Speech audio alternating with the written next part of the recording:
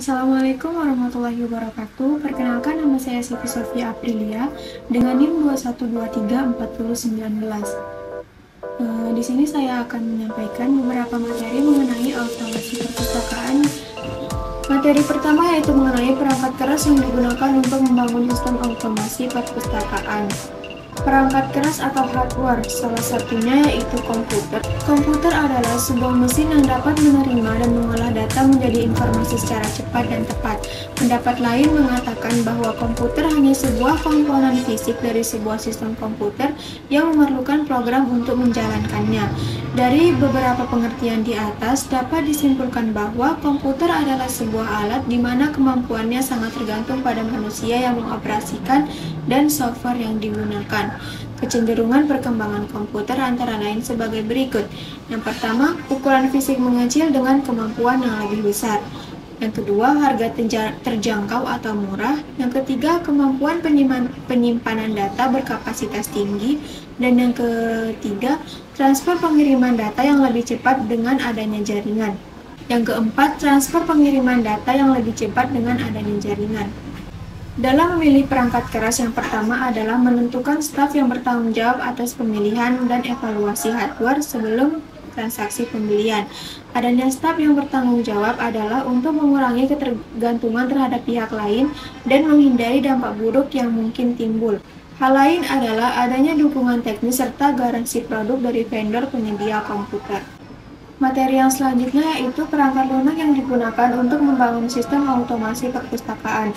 Perangkat lunak atau software. Perangkat lunak diartikan sebagai metode atau prosedur untuk mengoperasikan komputer agar sesuai dengan permintaan pemakai. Kecenderungan dari perangkat lunak sekarang mampu diaplikasikan dalam berbagai sistem operasi, mampu menjalankan lebih dari satu program dalam waktu bersamaan atau multitasking.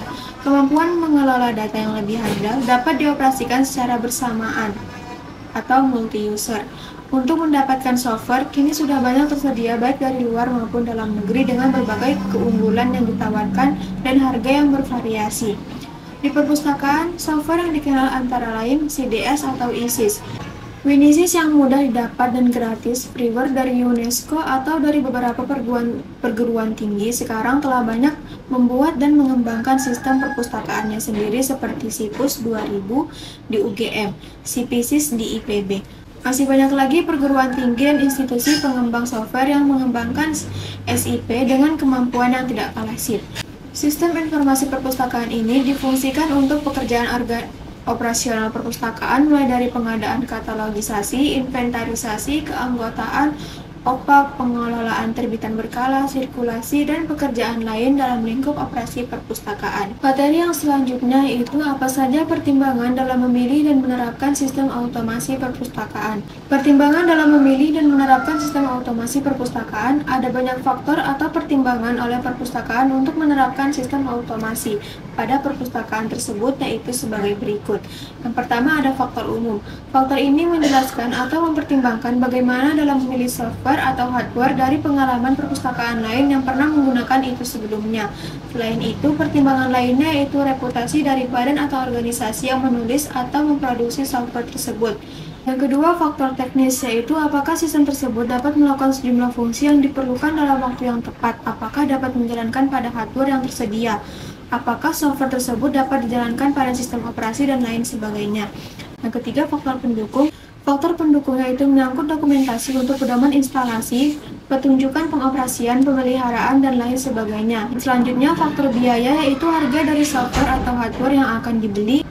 Yang terakhir, faktor hukum. Pada faktor ini mencakup ada atau tidaknya jaminan dalam pembelian software atau hardware tersebut.